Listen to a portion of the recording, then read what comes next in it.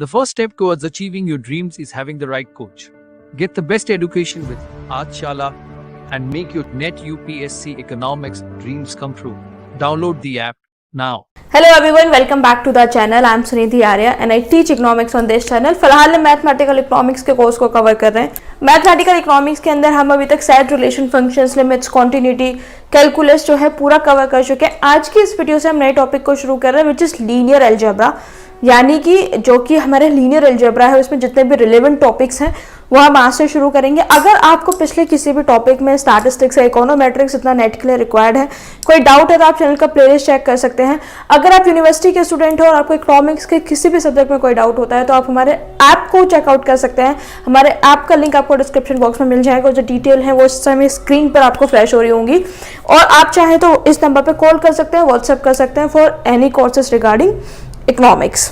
ठीक है, जब हम लीनियर अलजेब्रा की शुरुआत करते हैं तो लीनियर अलजेब्रा की शुरुआत में सबसे पहले हम मैट्रिसेस को पढ़ते हैं. तो सबसे पहला हमारा पॉइंट ये आता है कि मैट्रिसेस है क्या, व्हाट इज मैट्रिसेस. ठीक है, तो a set of m n numbers, ठीक है, यानी कि एम एन नंबर्स का एक सेट जो कि अरेंज्ड है, which is arranged in a rectangular array. Array का मतलब which is arranged in a rectangular array. Array का मतलब एक सिस्टमैटिक अरेंजमेंट है. ठीक है, एक सिस्टमैटिक अरेंजमेंट को हम क्या बोलते हैं, एरे बोलते हैं, सिस्टमैटिक अरेंजमेंट. ठीक है, a set of m n numbers. ठीक है, अब ये जो नंबर है ये रियल भी हो सकते हैं और इमेजिनरी भी हो सकते हैं. दोनों में से किसी भी सेट की क्या हो सकती है, मैट्रिक्स हो सकती है. यानी कि मैट्रिसेस में जरूरी नहीं है केवल रियल नंबर हो, मैट्रिसेस में आपके इमेजिनरी नंबर भी हो सकते हैं. Arranged in a rectangular array. Rectangular array से क्या मतलब है, that it will have rows, this is row and it will have column 2. जैसे कि आप मॉर्निंग में प्रेयर में जाते हैं, प्रेयर असेंबली में खड़े होते हैं, तो यहाँ पे लेट्स से क्लास फर्स्ट, यहाँ पे क्लास 2, यहाँ पे क्लास 3, इसी तरीके से. तो क्लास फर्स्ट के सारे बच्चे यहाँ पे खड़े हैं. लेट्स से ये क्लास फर्स्ट का, यहाँ पे क्लास 2 के बच्चे खड़े हैं सारे. ठीक है, ये जो एक अरेंजमेंट है, एक सिस्टमेटिक अरेंजमेंट, उसको हम क्या बोलते हैं, मैट्रिसेस. ठीक है, मैट्रिसेस को ऑर्डर को रिप्रेजेंट करते हैं m इंटू एन, जिसमें m क्या है, नंबर ऑफ रोज. ठीक है, n क्या है, नंबर ऑफ कॉलम. m और n क्या है, वो number of rose and number of column. और इसको लिखते कैसे, m क्रॉस मल्टीप्लाई का साइन n, और इसको बोलते क्या है, m बाई n. ठीक है, इतना समझ में आया. सो दिस इज ए रो, ठीक है, and this is a column. इतना क्लियर हुआ. अब आपको देखना है कि ये बनता कैसे है. ठीक है, तो A1 1, A1 2, A1 3, A1 J, A1 N. First row है, फर्स्ट रो है.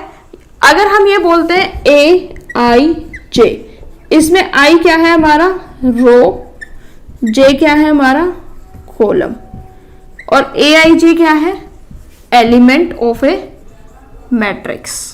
ठीक है, ये सारे कॉन्सेप्ट ना अभी आपको बहुत अच्छे से क्लियर हो जाएंगे. पहले थोड़ा समझने की कोशिश कीजिए. ठीक है, फर्स्ट रो है, मैंने क्या बताया था, AIJ. अगर कुछ भी लिखा हुआ है तो उसमें पहला जो सबस्क्रिप्ट है वो किस चीज को रिप्रेजेंट कर रहा है, पहला हमारा सबस्क्रिप्ट रो को रिप्रेजेंट कर रहा है, दूसरा सबस्क्रिप्ट इसको किस चीज को रिप्रेजेंट कर रहा है, कॉलम को रिप्रेजेंट कर रहा है. यानी कि इसमें A11 है तो इसका मतलब क्या है कि इसकी रो भी क्या है, 1, इसका कॉलम भी क्या है, 1. इसी तरीके से ये क्या रिप्रेजेंट कर रहा है कि इसका रो क्या है, 1, कॉलम क्या है, 2. ये row 1 column 2, row 1 column J, row 1 column n. यही बात हुई थी, m into n i j. ठीक है, दूसरी रो पे आते हैं. Second row first column, second row second column, second row third column,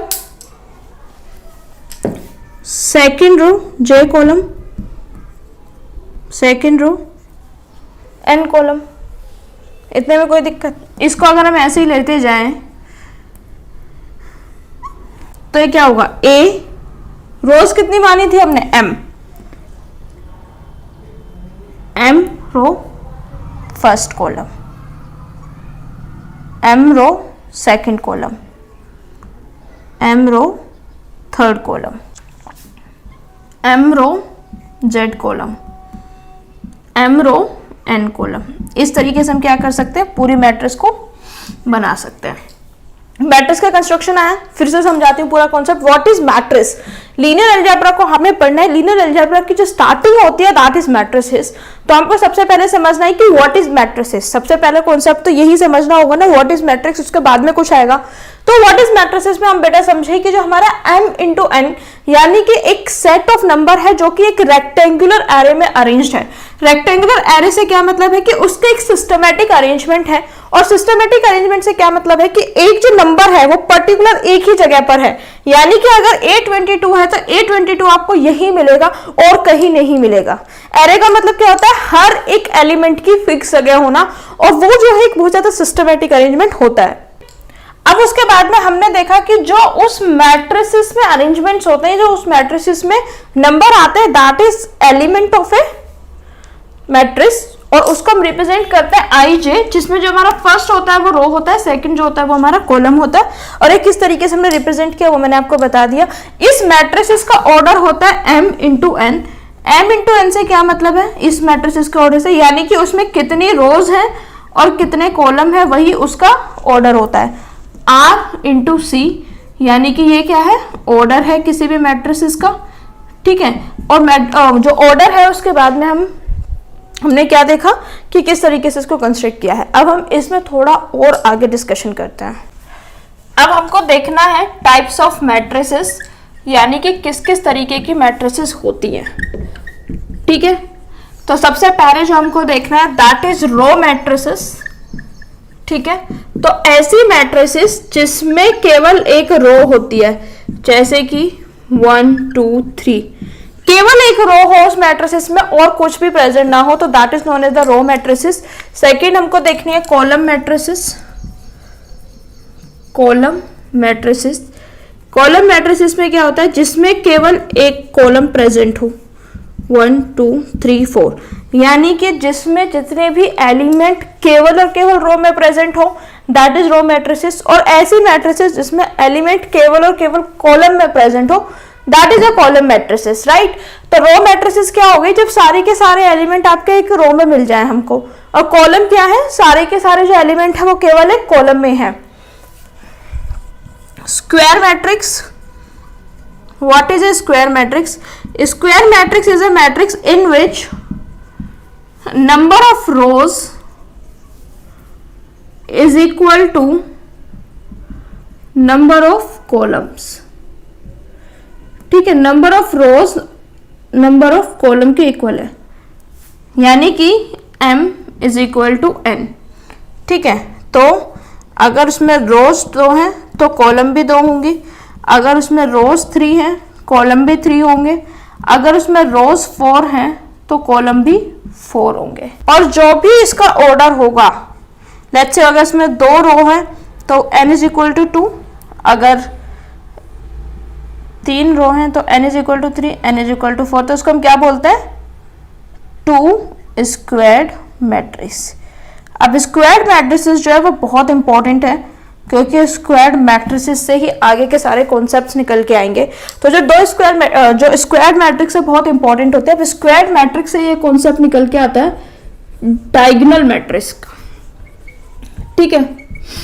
तो लेट्स से हमने एक मैट्रिक्स बनाई A11, first row second column, first row third column, second row first column, second row second column, second row third column, third row first column, third row, ठीक है। अब इसमें जो ये एलिमेंट हैं, the element in which A I J, ठीक है, वो एलिमेंट जिनमें I is equal to J, यानी कि अगर हमारा उसमें रो 1 है तो कॉलम भी 1 है, रो 2 है कॉलम भी 2 है, रो 3 है कॉलम भी 3 है। ठीक है, एक लाइन के थ्रू जब ऐसे सारे एलिमेंट बनते हैं तो हम इसको क्या बोलते हैं, diagonal of a matrix. What is it, diagonal of matrix. और इसको हम एक और नाम से जानते हैं, that is principal diagonal of a matrix. What we known as principal diagonal of matrix. तो हमने क्या समझा अभी तक, देखिए हमने डायगोनल मैट्रिक्स नहीं समझे, हमने डायगोनल ऑफ मैट्रिक्स समझे। ठीक है, अभी तक हमने क्या समझा कि ये जो हमारी स्क्वायर मैट्रिक्स है इसमें डायगोनल क्या होता है। अब डायगोनल मैट्रिक्स क्या है, अभी तक मैंने डायगोनल का कॉन्सेप्ट समझाया, that this is the line जिसको हम बोलते हैं प्रिंसिपल डायगोनल या फिर डायगोनल ऑफ ए मैट्रिक्स। अब कोई भी एक ऐसी मैट्रिक्स, ठीक है, जिसमें इस लाइन के अलावा बाकी के सारे एलिमेंट जो है वो जीरो हो, तो वो क्या हो जाती है, डायगोनल मैट्रिक्स। यानी कि इस लाइन को आप एज इट इज छोड़ दीजिए, A11, A12, sorry A22, A33, और उसके अलावा जितने भी एलिमेंट है वो सब अगर जीरो हो जाएं तो दिस इज डायगोनल मैट्रिक्स। देखिए बच्चे कंफ्यूज हो जाते हैं डायगोनल ऑफ ए मैट्रिक्स में और डायगोनल मैट्रिक्स में। ये डायगोनल ऑफ मैट्रिक्स लिखा हुआ है, ये डायगोनल मैट्रिक्स लिखा हुआ है, कंफ्यूज नहीं होना है। बच्चे जनरली कंफ्यूज हो जाते हैं डायगोनल ऑफ ए मैट्रिक्स और डायगोनल मैट्रिक्स में, आपको कंफ्यूज नहीं होना है। डायगोनल मैट्रिक्स क्या होती है कि जिसमें केवल और केवल हमारे प्रिंसिपल डायगोनल एलिमेंट जो है वो प्रेजेंट हो, बाकी सारे एलिमेंट जो है वो जीरो हो। यानी कि Aij is equal to zero. कौन कौन से कंडीशन में, when I is not equal to Z। देखिए ये क्या है हमारा, A12 Ij के इक्वल नहीं है, ये क्या है 13 Ij इक्वल नहीं है, A21 Ij इक्वल नहीं, A22 ये इक्वल है तो ये जीरो नहीं है, A23, A31, A32, A33।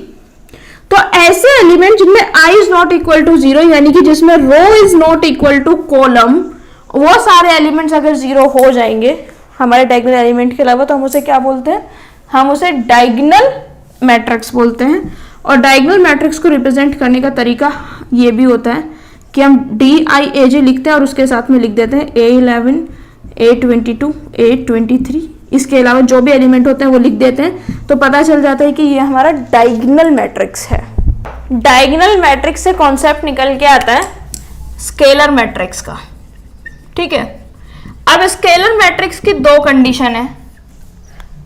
पहली, मैट्रिक्स स्क्वायर डायगोनल होनी चाहिए, square diagonal matrix. Square diagonal matrix से क्या मतलब है, यानी कि A11, A12, A13, A21, A22, A23, A31, A32, A33। This is a square matrix. अभी ये डायगोनल नहीं बनी है, अभी ये डायगोनल बनेगी धीरे धीरे, बिल्कुल पेशेंस के साथ समझेंगे। ठीक है, तो मैं आपको समझा रही हूँ स्केलर मैट्रिक्स, और स्केलर मैट्रिक्स में जो आपका कॉन्सेप्ट है उसमें यह है कि दो कंडीशन किसी भी मैट्रिक्स को सेटिस्फाई करनी होती हैं। अगर वो दो कंडीशन कोई भी मैट्रिक्स सेटिस्फाई कर जाती है तो वो स्केलर मैट्रिक्स आपकी बन जाती है, जिसमें पहली कंडीशन क्या है कि स्क्वायर डायगोनल मैट्रिक्स होनी चाहिए, यानी कि एग्जैक्ट ये वाली कंडीशन। स्क्वायर डायगोनल मैट्रिक्स का क्या मतलब है, Aij is 0 where I is not equal to j। तो हम स्क्वायर मैट्रिक्स से इसको अब डायगोनल मैट्रिक्स में कन्वर्ट कर रहे हैं, तो केवल डायगोनल छोड़ेंगे, A11, A22, A33, बाकी सब क्या हो जाएगा, 0 0 0 0 0। ठीक है, ये क्या हो गई हमारी, this is a square matrix.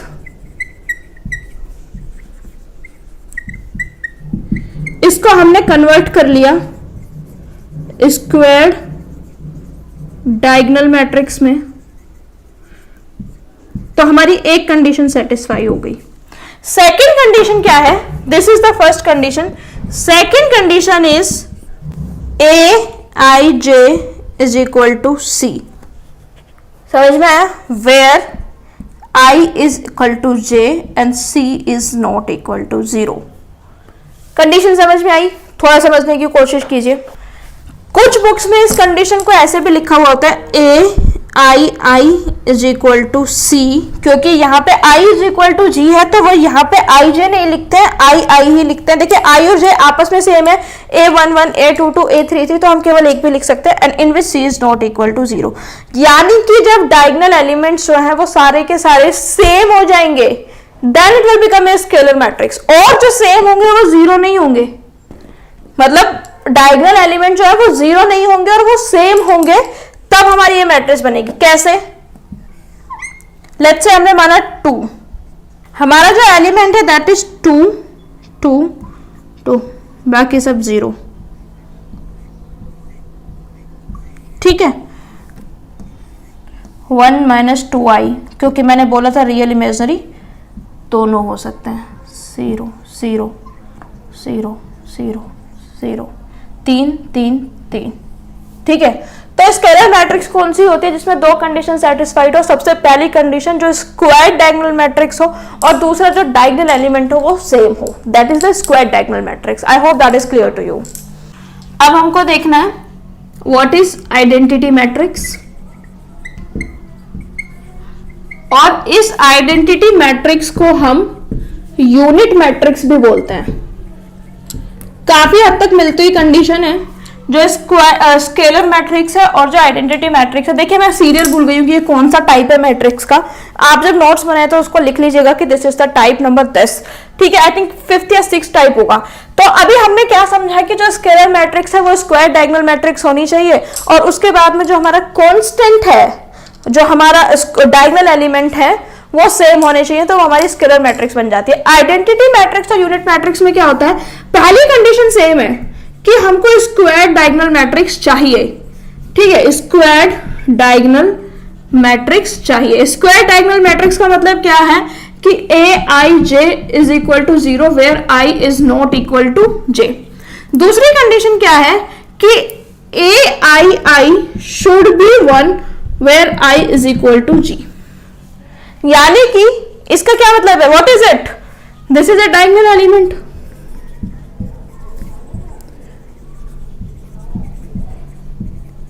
तो जब हमारी ऐसी स्क्वायर ऑर्डर की मैट्रिक्स जिसके एलिमेंट डायगोनल के 1 हो जाएंगे, वो हमारी आइडेंटिटी मैट्रिक्स हो जाएगी। अब आप पूछेंगे कि क्या स्केलर मैट्रिक्स भी आइडेंटिटी मैट्रिक्स हो सकती है? बिल्कुल हो सकती है, अगर इसमें जो कांस्टेंट है, जो हमने कांस्टेंट c लिखा, अगर c की वैल्यू 1 हो जाए तो हमारी स्केलर मैट्रिक्स ही आइडेंटिटी मैट्रिक्स बन जाएगी।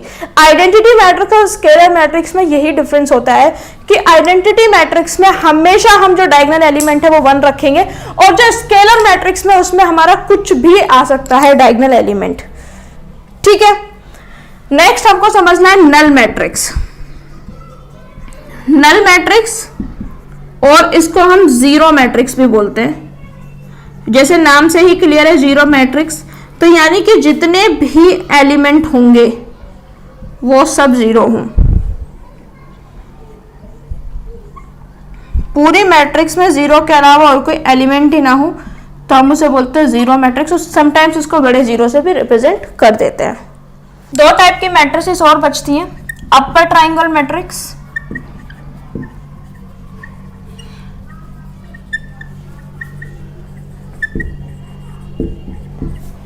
and lower triangle matrix।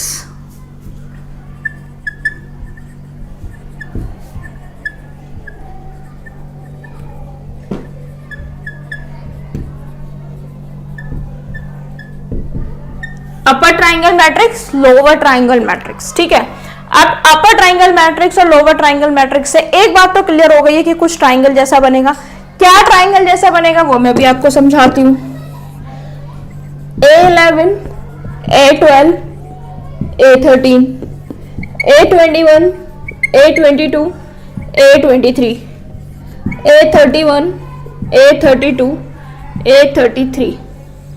अगर मैं इसको इस तरीके से निकाल दूं, इस वाले पोर्शन को अलग,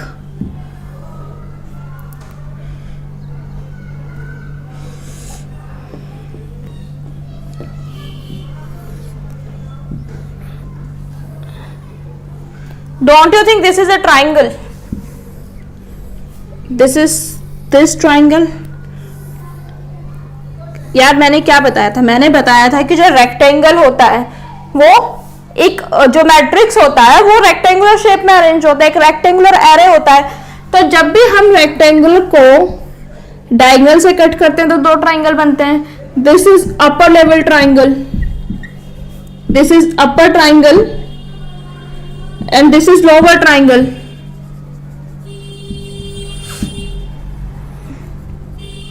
Don't you think the same thing is happening? This is upper triangle, this is lower triangle. The exact same thing is happening. ठीक है, अब हमें देखना है कि मैट्रिक्स की फॉर्म में कैसे आएगी। अपर ट्राइंगल मैट्रिक्स होता क्या है, अब हमें ये देखना है। ऐसा मैट्रिक्स जिसमें डायगोनल एलिमेंट और उसके ऊपर वाले एलिमेंट में ही एलिमेंट्स जो है वो जीरो ना हो, यानी कि जिसमें ये एलिमेंट और ये तीन एलिमेंट जीरो हो जाए, वो हमारा क्या है, अपर ट्राइंगुलर मैट्रिक्स। ठीक है, यानी कि अपर ट्राइंगुलर मैट्रिक्स का क्या डेफिनेशन है, AIJ is equal to 0 where I is greater than J, यानी कि जहां पे रो कॉलम से ज्यादा है वो एलिमेंट हमारा 0 होना चाहिए। A21 रो क्या है 2, कॉलम क्या है 1, row is greater than column, element is 0। A31 row क्या है 3, कॉलम क्या है 1, row is greater than column. ठीक है, इसी तरीके से ये तो अपर ट्राइंगल मैट्रिक्स क्या हो गया, upper triangle matrix are those matrices जिसमें डायगोनल एलिमेंट से जो अपवर्ड हमारा एरिया होता है, यानी कि डायगोनल एलिमेंट जो प्रिंसिपल डायगोनल हो रहा था उसके ऊपर के सारे एलिमेंट जो है उसमें 0 नहीं होगा, या फिर आप ये बोल सकते हैं कि उसके नीचे के सारे एलिमेंट में 0 होगा। And what is lower triangle matrix, जब हमारे ये ऊपर वाले एलिमेंट 0 होंगे, that is lower triangle matrix.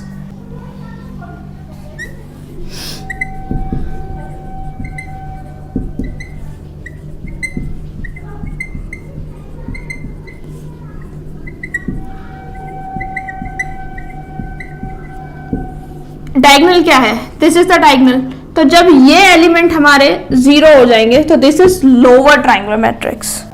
और इसको लिखते कैसे हैं, AIJ is equal to 0 for all I is less than J। देखिए बहुत से बच्चे ना कंफ्यूज हो जाते हैं, कि जो अपर ट्राइंगल है उसमें जो अपर वाला जो पार्ट है उसमें 0 होना चाहिए, लेकिन जो कॉन्सेप्ट है वो है कि जो अपर वाला पार्ट है उसमें डिजिट्स होनी चाहिए, या फिर वो जो एलिमेंट्स है वो 0 के इक्वल नहीं होंगे, बल्कि वो नीचे वाले एलिमेंट्स है वो 0 के इक्वल होंगे।